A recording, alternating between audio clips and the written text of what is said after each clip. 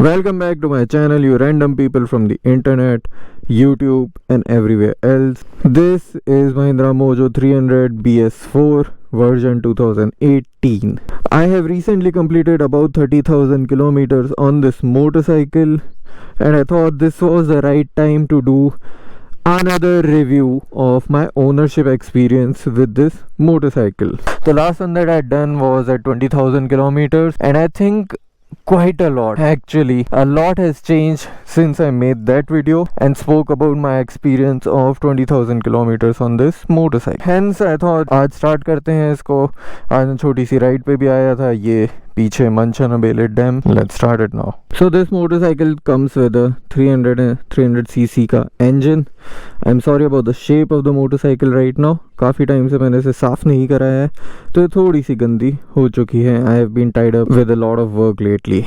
Anyway, 300cc का engine, 26 bhp power at 28 Nm of torque. Rear tire is 150 and front tire is 110 or so. Front headlight unit है ये वाला, which is pretty polarizing in terms of the design. It's also very heavy and makes the motorcycle front heavy. Another thing that makes the motorcycle front heavy is a 21 liters का massive fuel tank that we have here. At 30 km per liter, the fuel tank takes you to about 650 or so kilometers in one go. The seat is very spacious and you feel like you're sitting on a sofa. Same for the rear pillion. It's pretty comfy. It's really good. This model used to come with two silencers at the back, even though the engine is not a twin cylinder. दूसरा वाला जो silencer है, that is just there as a showcase thing. ये नीचे का जो scoop है ये मैंने हटवा दिया है. Otherwise there's a scoop here also that make the motorcycle look, different. I had it removed for now. At least this one does not have an ABS. Jejuan के ब्रेक कैलिपर्स लगे हुए आते हैं इस वाले मॉडल के अंदर. Front का ये रेडिएटर था and instrument console. Let me take you through the instrument console as well. Really sorry for the state of things here. इसमें you will be able to see the time, the trip and various other things on the odo. Very basic stuff. There's a battery light indicator and there's a neutral section, but there's no gear shifting indicator in the console, so it's very basic, but compared to what used to come back then, I think it does the job. It's pretty good. The motorcycle is decently set. Ground clearance is around 170-180 mm type and the weight is 185 kilos, most of which is centered on the front end of the motorcycle. Rear end is, how to put it, weird, I think, because the chassis and the suspension setup of this particular model of the BS4 model was very weird. Abhi bhi ye issue is the most major issue that I'm facing, that whenever I put the brakes, जैसे ही मैं break लगाता हूँ ये वाला जो section है पीछे का ये पूरा का पूरा स्लिप मारता है and it goes haywire. Front वाला since the weight is mostly distributed there, it's sorted most of the time, लेकिन that makes maneuvering it in traffic very difficult, while also helping me out settle the motorcycle whenever this section gives way. And this is my biggest grudge with the motorcycle, the stability of the whole thing at higher speeds. At least lower speed पे भी हो जाता है तो ये ज़्यादा stable नहीं है motorcycle. However, we'll come back to that later. For now, moving on to the modifications that I've gotten done on the motorcycle. As you can see, there are quite a lot of aftermarket accessories जो मैंने अभी तक लगवाए हैं. Let's go through them one by one. The most awesome thing that I've gotten done here is ये LED light जो 60 वाट के हैं. ऑटो पावर्स के मैंने मंगवाए थे दी 60 वाट LED लाइट. अभी मैंने इन पे येलो कवर लगा रखा है, इसको हटा देंगे तो ये वाइट भी हो जाते हैं. And these have been a boon for me. इसकी जो ओरिजिनल हेडलैम्प्स हैं they are not that great in terms of visibility of the road.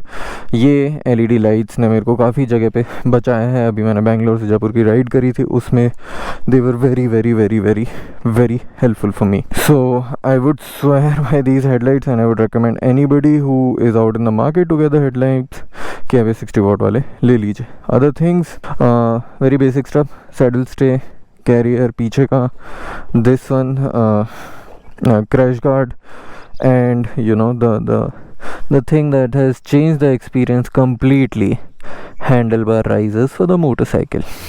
Not that the motorcycle is uncomfortable, you know, if you look at these foot pegs, they are front set. तो जब आप इस पर बैठ कर motorcycle चलाते हैं, you anyway feel like you are riding on a sofa and it's just going on autopilot like a guided missile. आपने बस थ्रॉटल कंट्रोल को ऑन कर रखा है. बट उन हैंडल बार राइजर्स की वजह से अब एक्सपीरियंस और ज़्यादा एपिक हो गया है. शोल्डर में ज़रा सा भी स्ट्रेस नहीं आता है इसे चलाते हुए. बहुत ही ज़्यादा अच्छा एक्सपीरियंस. मैं कोई भी बाइक चलाऊंगा आज के बाद, I just put handlebar risers just for the sake of it, because of how they make me feel. So that has been my experience with the handlebar risers and that has been the thing about the aftermarket accessories. I got the braking system upgraded. I got ये जो master cylinder है ये मैंने change कराया है. Motorcycle का ये है, मेरे को सर्विस सेंटर वालों ने बोल दिया था चेंज कराने के लिए, क्योंकि इसकी जो ब्रेकिंग थी, जो ओरिजिनल ब्रेकिंग थी, it lagged punch.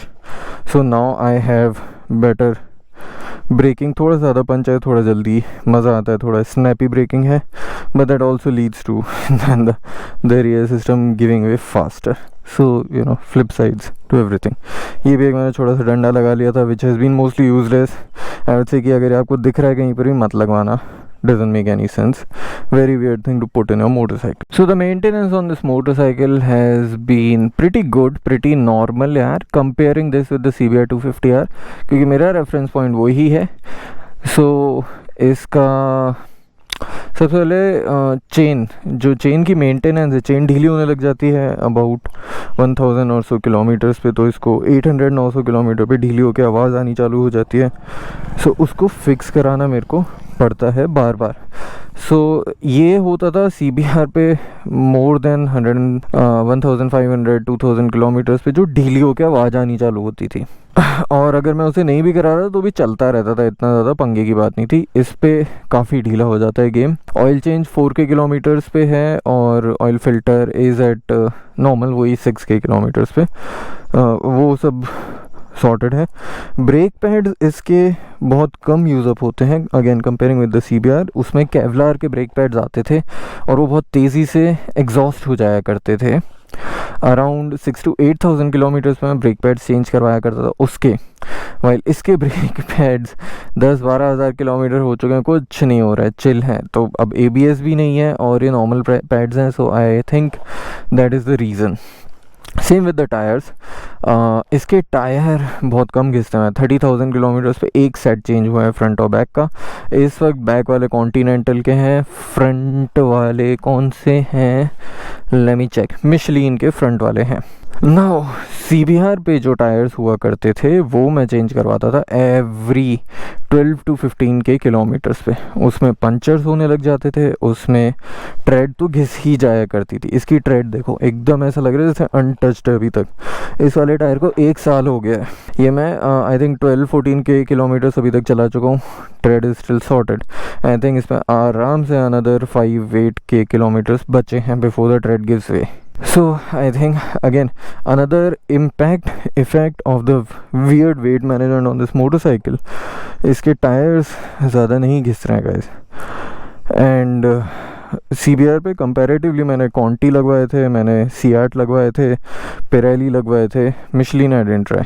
So all three and multiple tire changes, multiple models of tires 1 lakh kilometres में बार बार सेम थिंग 10 से 15 हज़ार किलोमीटर. तो दैट वे पैड्स और टायर्स की मेंटेनेंस है. I am really happy, pleasantly surprised. तो maintenance पिट में इसके अलावा और कुछ हुआ नहीं है. आई ऑलरेडी मेंशन कि इसके ब्रेक का सिलेंडर, ब्रेकिंग सिस्टम का सिलेंडर सॉर्टेड है. इंजन सॉर्टेड का ब्रेकिंग सिलेंडर चेंज हुआ है which has had a good impact, positive impact on the overall feel. इसका जो इंजन है उसमें अभी तक कोई चेंज नहीं हुआ है, सब कुछ एकदम परफेक्ट है. No issues whatsoever till now. Chain set भी चेंज नहीं करवाया मैंने 30K किलोमीटर्स पे अभी तक. What have recently gotten changed is the front fork.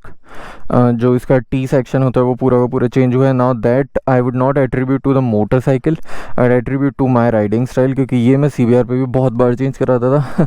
Again 10-15-20 हज़ार किलोमीटर टाइप से मैं इतनी ऑफ रोडिंग मारता हूँ. और मैं usually I am a very careless rider. I believe के आपको राइड करने में मज़ा आना चाहिए, मशीन के अंदर ज़्यादा मत सोचो.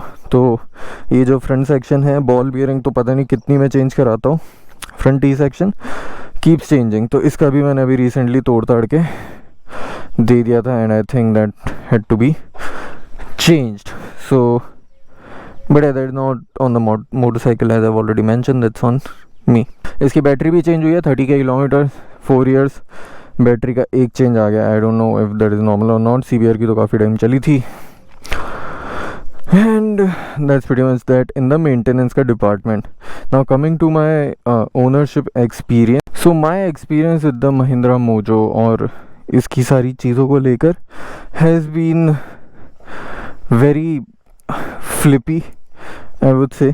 अभी आपने 20,000 किलोमीटर वाला मेरा रिव्यू अगर देखा होगा तो you would get a feeling that I'm not very happy with the product. I was almost about to change the motorcycle and that was because of the maintenance, because of the service center experience that I was getting at that point in time. वही जो मैंने बोला कि battery का issue था, वो battery का issue identify नहीं हो पा रहा था and the service centre people they wanted me to change the fuel system. उन्होंने 3-4 बार चेक करे, ये मोटरसाइकिल बार बार बंद हो रही थी, मिसिंग मार रही थी और फिर चालू नहीं हो रही थी and they kept on suggesting various things. Air filter बदलवा लो, ऑयल फिल्टर बदलवा लो, ये करा लो, ECU का चेकअप करा लो, FI का वापस से एक बार हम लोग रीमॉनिटर करते हैं and this and that, all sorts of things.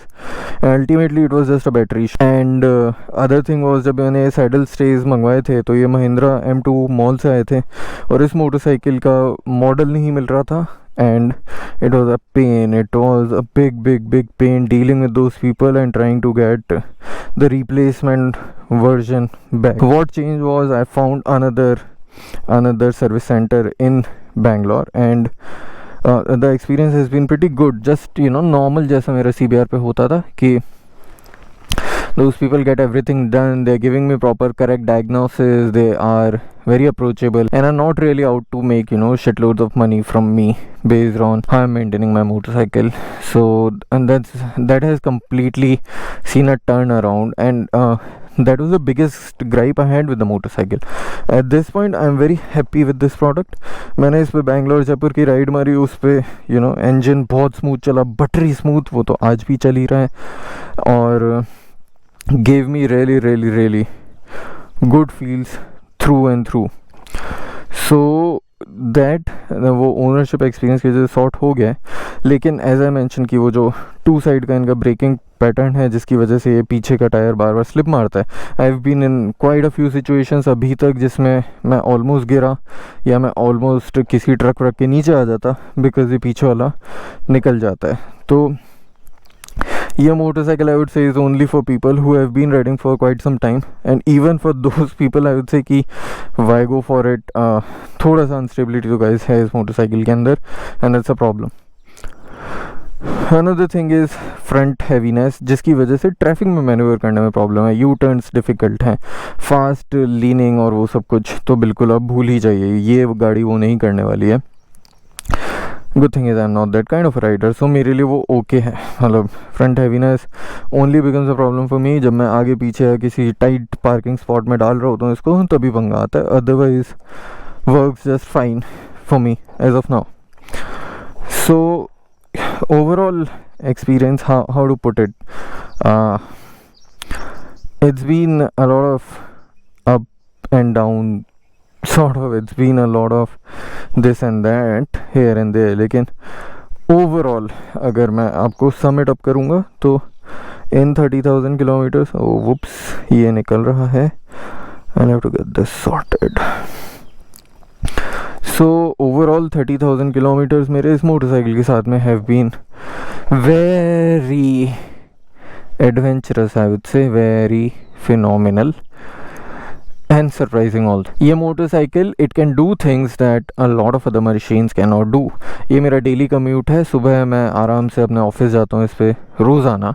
It's very comfortable because of the seating posture, it's very comfortable off the roads also because heavy है ना, तो इधर उधर नहीं जाते आप, बस इसका थ्रॉटल कर दो और ये जाती जाएगी ज़्यादा पंगा नहीं करेगी। हैवी होने का ये बेनिफिट है इन सब चीज़ों में। लेकिन सेम थिंग अगर इसी ऑफ रोड पर फिसल गई बाय चांस या कोई गड्ढा आ गया, पैर नहीं लगा, कुछ भी है, तो इसे संभालना मुश्किल हो जाता है। ये just like everything in life it has its pros and cons.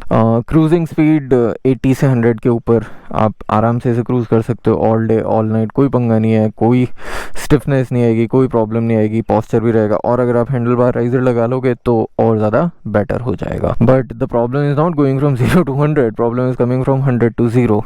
In case of braking then you have to become very very very aware at all points in time कि भाई ये पीछे का जो है it can give any time, ये कभी भी फिसल सकता है। सो that is my overall experience with this motorcycle. Now should you buy this, should you get a Mahindra Mojo in the year 2022 जब आपके पास में Yazdi है, आपके पास में Java है, you already have Dominar which was released almost the same time as this and has almost the same kind of following that Mahindra Mojo has garnered in the last few years. तो comparing with all of these products I would say कि देखो ये जो Mahindra mojo है इसी का engine है जो जावा और एएसडी में आज लगा हुआ है। They have just tuned it as per those machines, लेकिन जो इंजन है वो यही है 300 सीसी का, विच मीन्स कि जो इसकी बैटरी स्मूथनेस है वही आपको बाकी हर एएसडी और जावा की मोटरसाइकिल में मिलेगी।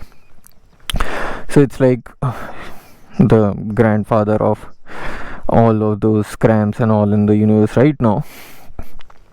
और ये सब अभी 2-2.25 लाख की मोटरसाइकिल्स हैं। तो एंड ये जो पीछे का फिसलने का इशू है ये बाकी के वर्जन्स में सॉर्ट हो गया। आज की महिंद्रा मोजो जो BS6 आती है उसमें वो नहीं है, उसमें ABS भी आता है, आपको मिलेगा।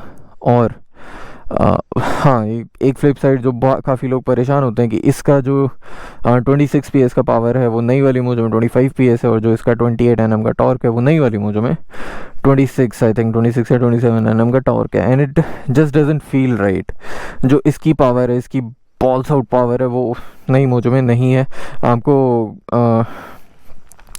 DB किलर हटवाना पड़ेगा तब थोड़ा सा बेटर फील आता है आवाज़ वाइज उन नए मॉडल्स में, what I have been told. और थोड़ा पावर वगैरह के लिए इंक्रीमेंट आप करवा सकते हैं उसमें। There are certain things that the service centre people will do for you and that will feel the new mojos like this. I think this anyway has garnered a very very strong following over the years because of the go anywhere do anything sort of actual real world attitude that this motorcycle has. So should you go for it is a very difficult question to answer, but just like me, do you go to the office every day and do you go to sort of kind of light off-road rides over the weekends? Do you like to do long term highway cruising, घंटों तक आप 8-10 घंटे तक अगर riding मार रहे हो, then I think this is the motorcycle for you. This still is a very strong contender to the Bajaj Dominar in this year 2022 as well. And I would say that जो मैंने Dominar चलाई थी, which was I think the second version, I rode it in the year 2019. उस Dominar से ये Mahindra Mojo बहुत better है because of the low end grunt. Dominar lacks the low end punch, the pickup, the initial pickup that this Mojo gives you. Obviously इन सब का pickup स्क्रैम्स और जावाज वगैरह से कहीं भी नहीं हटता, लेकिन compared to what they do, compared to their long-term cruising capabilities, the other motorcycles can't touch that. These are very comfortable, capable motorcycles which do good enough pickups as well. So yeah, I think those were my thoughts on the Mahindra Mojo 300. I think this is my overall experience of taking this beauty for 300 kilometers all over the place. It has actually grown on me. ये जो design है, this is very polarizing actually, लेकिन I have started liking it, especially after the 2 LED lamps that have been put in the front. And yeah, I hope that you guys like the video or were able to relate the video, or this video was helpful to you all in some way. Please let me know in the comments below how you feel about this. Let me know if you want to see any more comparo or any other details related to this version, BS4 version of the Mahindra Mojo, the non-ABS BS4 version, and I'll try and get that video done. Go and watch my other videos as well, hit the like and subscribe button maybe, and I'll catch you guys in the next one. Bye bye.